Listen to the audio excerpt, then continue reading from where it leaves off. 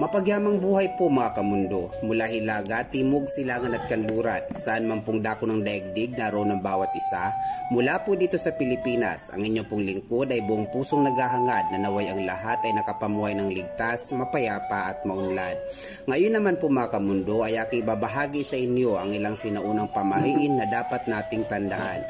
Subalit bago po simulan ng inyong lingkod ang pagbabahagi, sabay-sabay po muna nating pasinayaan at pasalamatan ng kadakilaan at kabutihan ng Pumay Kapal na patuloy sa pagpapabatid ng walang hanggang pag-ibig at patuloy na pagbibigay patnubay sa lahat ng may buhay sa buong sanlibutan.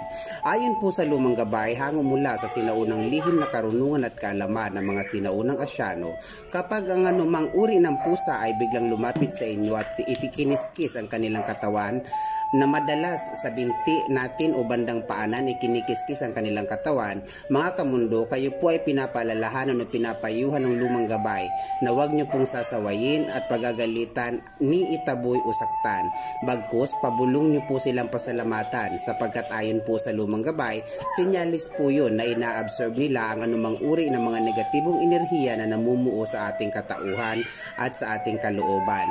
Alinsunod sa pagtaliman nila sa tagubilin ng kanilang mga bathala na laging handang sumalo ng anumang uri ng negatibong enerhiyang tinataglay nating mga tao, lalo na kung batid nilang ang taong kanilang natatapatan ay mapagmahal sa mga pusa. Ayon naman po sa lumang gabay mga kamundo, ang sino mang kakatay o kakain ng mga aso, mga kamundo, lagi nyo po itong tatandaan sapagkat ang gabay na ito ay lubos na pinagtibay ng mga sinaunang Asyano, sapagkat ang sino mang kakain o kakatay ng aso ay nakatakdang manahak ng magulong buhay o madalas na pagdanas ng malungkot na estado ng damdamin, sapagkat ang mga bathala ng mga aso na si Yama ay nagsaboy ng makatwirang sumpa alinsunod sa prinsipyo ng karma.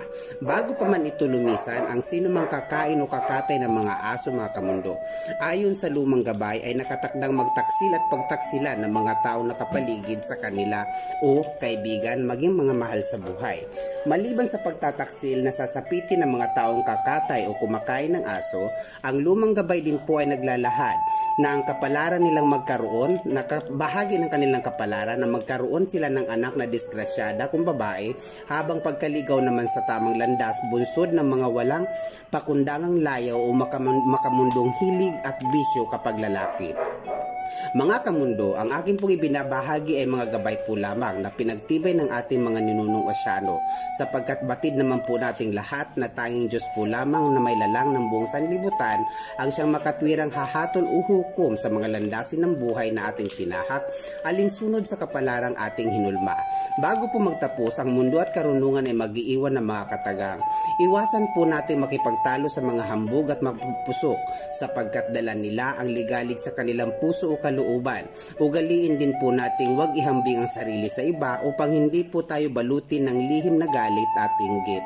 Ito po ang mundo at karunungan na laging nagsasabing huwag po nating lapastanganin o abusuhin ng kalikasan, sapagkat ito ang pinag-uugatan ng pang-araw-araw nating pamumuhay. Maging ang paalaalang huwag po nating pagmamalupitan ng mga aso at pusa upang ating makamtan ang balansang enerhiya ng kalikasan. Mahal ko po kayo mga kamundo. Maraming salamat po.